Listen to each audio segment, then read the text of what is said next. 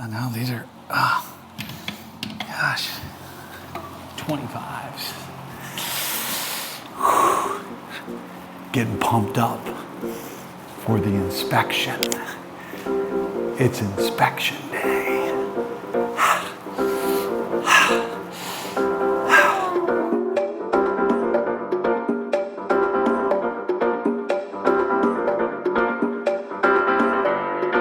So it's inspection day today. What's that mean?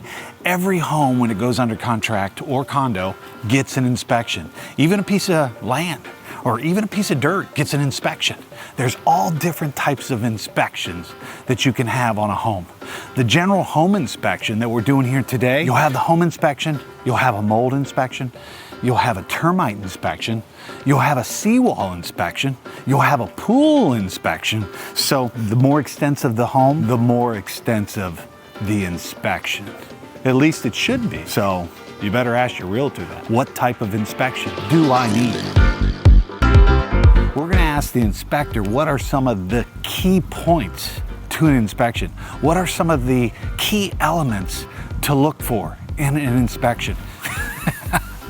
And when you're doing an inspection, if I don't represent both sides, the buyer and the seller, which is not uncommon for me to represent both sides, if I don't, the other realtor's here for the inspection. So that's one thing that we're doing here today too. I'm representing my seller. I'm not gonna follow the inspection around. I'm basically going to show him the home, you know, the electrical panel box, things that, you know, in a home that's 7,000 square feet, you might not know where they're located. We go through those things with the inspector, but they know what they're doing. We're not gonna follow them around and help them do their job. They know what they're doing. So as far as an inspector goes, there's a lot of them out there. So where do you get your inspector from? Who helps you determine who your inspector is gonna be? Again, that's your realtor. And your realtor should give 2 to 3 names of some inspectors that they recommend.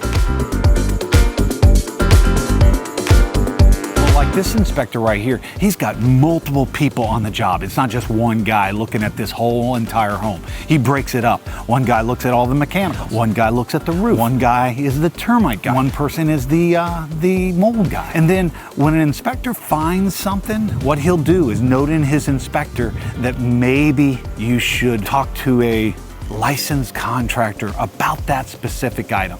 Because again, they're not contractors. They're not general contractors. They're home inspectors. So their information, they believe it to be accurate, but I don't think it's warranted. So it's up to you. It's up to your realtor to go and say, hey, there's an issue with the AC system. We should call an AC guy, a licensed AC contractor, and have them come in and further inspect this if there's something wrong.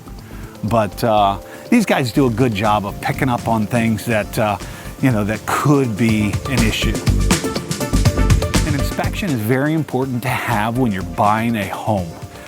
There's a lot of transactions that are going on right now in the marketplace that some of them, I said a lot, but some of them are buying a home. A buyer is buying a home without having an inspection, which I really don't recommend. Again, depends on the property, but I think everybody should get a home inspection on their property. The buyer's around somewhere looking around. They're happy about buying this home and excited, but also want to make sure that everything is in good shape. That's why we're doing an inspection today.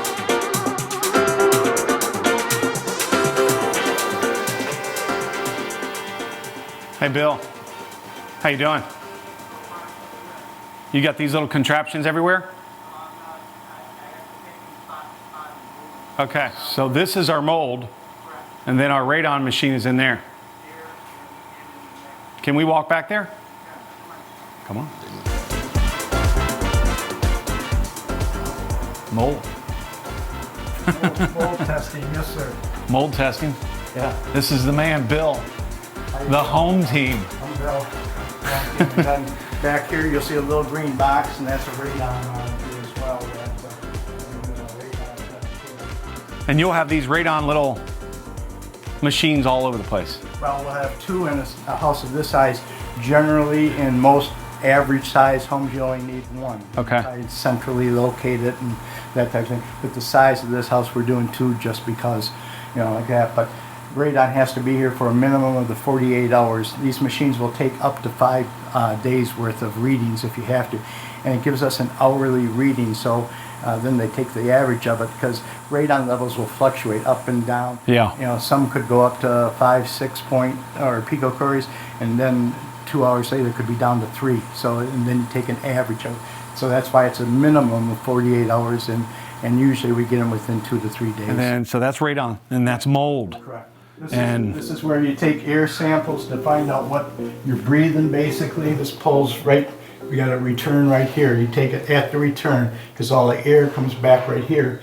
We take a sample and then compare it to the outside sample to see if anything's elevated. Yeah, mold's pretty common. Yes. It's just a matter of at what level and what types. Exactly. And keep in mind, anytime you open a door or window, technically you're introducing mold into the home just from the outside. Yeah. If anything shows elevated, the type of spore will point to what the issue is. Each mold spore has its own little, niche, if you will, as to what's causing it. Yeah. I always say, you got mold on your feet. We live with mold. So in a home inspection, what are the top things to look for? What do you look for at the most? What are the biggest issues in a home, or could be the potential biggest issues in a home? The biggest thing that goes unseen in homes 9 times out of 10 is the roof. A house like this one where you go, well, what could be wrong? We don't look so much from the outside. I mean, we do, but the inside. In the attic is where the truth is told about the roof. Yeah. Many times once any roof gets to about 15 years, be it a tile roof like this or even a shingle roof, the valleys are the weakest points, and many times you can't see any of that until you know what you're looking for outside and again from the attic and there. That's probably the biggest thing. What would be the second? Air conditioning. Air conditioning. Mechanicals. Only from the big mechanicals. Correct. Big mechanicals. Only from the dollars and cents if something fails. And again, 15 is about the magic number in our area here when it comes to water heaters, air conditioning, roof. When it gets to that point, you want to look a little harder. Like that old washer and dryer, that old washer by Maytag. Correct. But those are the biggest things. But we, for better or worse, we look at everything with a cynical eye. We want to report on what's there, but when we hit a switch, we want something to happen. But the only reason we hit it is because we don't think something's going to happen. Yeah. Then we want to report it. So I always call ourselves paid cynics. Yeah. We go and yes, it all looks good, but we got to see what we can find that is not readily looking. So if you see something with the AC system, you'll say, hey, further investigation by your licensed AC contractor. Further assessment by the licensed contractor in that field.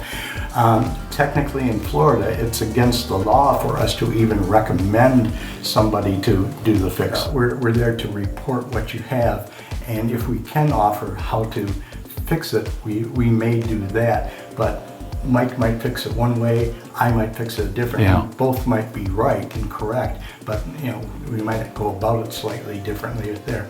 But we're there to report, not to look for further business. And with us, it's all we do is inspect. We're not doing something on weekends. We're not working at Home Depot. This type of thing. We just want to do the best. This is all you do. This is all we do. Thank you, Mike. Okay, thank you. I'll let you get back to work. Thank you. Appreciate Get a home inspection. Bill with the home team. Pretty good inspector. A really good